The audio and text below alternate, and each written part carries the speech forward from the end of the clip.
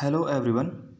Today we will discuss a very important antibiotic. The name is chloramphenicol.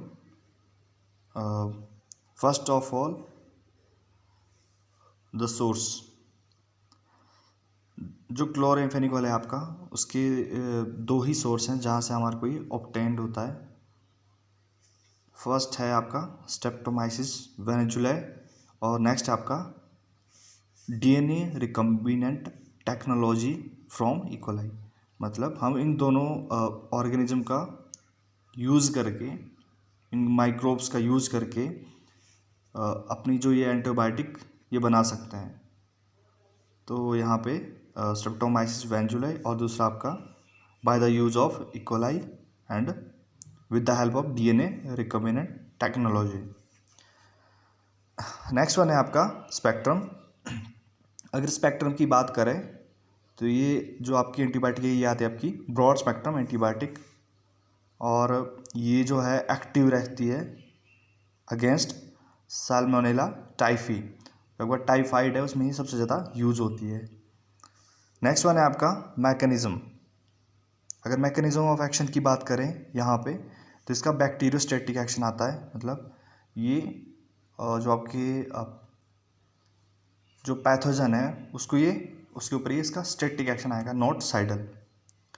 Next one है आपका जो mechanism of action है जो basic है वो रहेगा आपका इनहिबिट 50S राइबोसोम।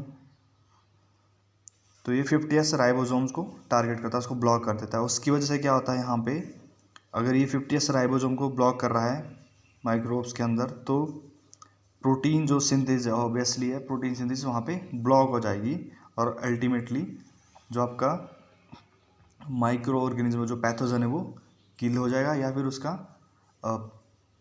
जो मल्टीप्लिकेशन है वो रुक जाएगी वहाँ पे। नेक्स्ट है आपका रेजिस्टेंस। अगर रेजिस्टेंस की बात करें यहाँ पे तो रेजिस्टेंस का मतलब हुआ कि कोई माइक्रो ऑर्गेनिज्म है, कोई पैथोजन है, वो एंटीबायोटिक को कैसे काउंटर करता है, उसको कैसे उसके एक्शन को कम से कम करने की कोशिश करेगा।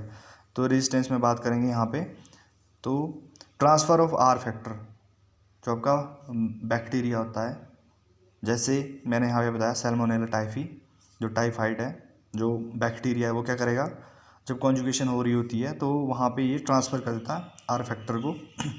इसका सीधा सा मतलब हुआ कोई एक ऐसी चीज़ सिंथेसाइज की है जो माइक्रो ऑर्गेनिज्म ने, उस पैथोजन ने, जैसे यहाँ पे इसने सिंथेसाइज किया है एसिटाइल ट्रांसफेरेज, एक ऐसा एंजाइम सिंथेसाइज किया है। वो क्या करेगा एसिटाइलेशन ऑफ क्लोराम्फेनिकोल, मीन्स जो आपका क्लोराम्फेनिकोल है उसकी एसिटाइलेशन कर देगा। एसिटाइलेशन करेगा तो ये डीएक्टिवेशन ऑफ ड्रग हो जाएगी यहाँ पे, क्योंकि जो क्लोराम्फेनिकोल एक्चुअल में नहीं रह पाएगा, एसिटाइलेटेड क्लोराम्फेनिकोल बन जाएगा वहाँ पे,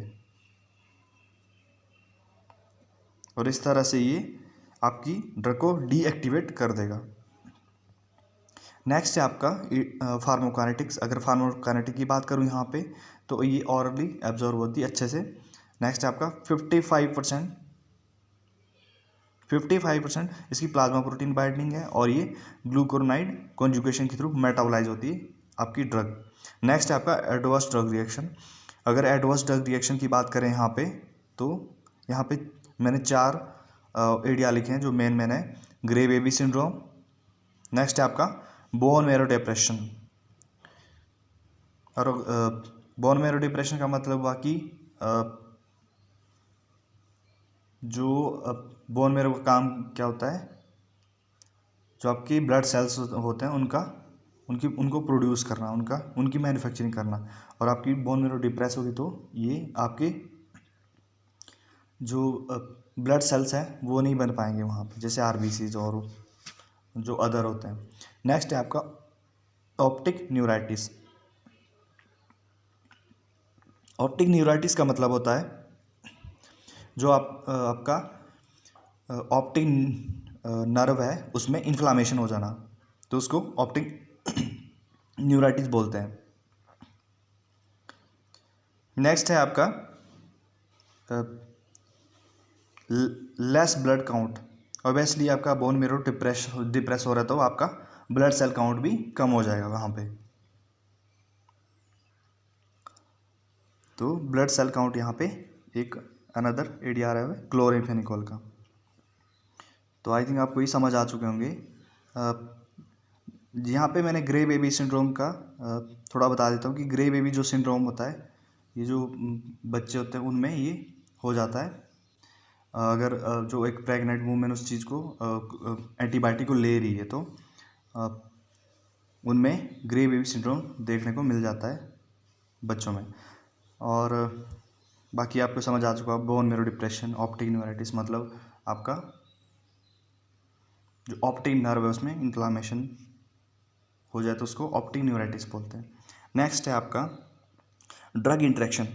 अगर ड्रग इंटरेक्शन की बात करें यहाँ पे तो वेरफेरिन, टोल्बुटामाइड, क्लोराम्फेनिकोल, साइक्लोफॉस्फेमाइड और फेनिटोइन, इन ड्रग को अगर आप क्लोराम्फेनिकोल के साथ देते हो तो इनकी जो प्लाज्मा हाफ लाइफ है, टी हाफ लाइफ है, वो इंक्रीज हो जाती है। तो इस ड्रग के साथ क्लोराम्फेनिकोल को अगर आप दे रहे हो, इन जितने भी मैंने ड्रग मेंशन किए यहाँ पे, तो इनकी हाफ लाइफ प्रोलॉन्ग हो जाएगी।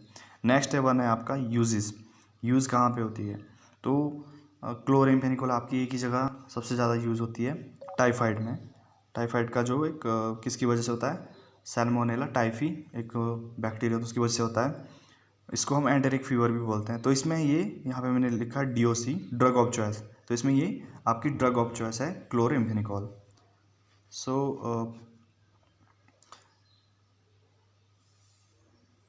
जो क्लोराम्फेनिकोल है, आई थिंक आपको समझ आ चुका होगा। मैंने इसको थोड़ा ब्रीफली बताया कि ये इसके स्पेक्ट्रम क्या है, यूजेस क्या है, मैकेनिज्म क्या है, रेजिस्टेंस कैसे शो होता है, ADR क्या क्या है। सो इतना ही है इसके regarding. Thank you very much.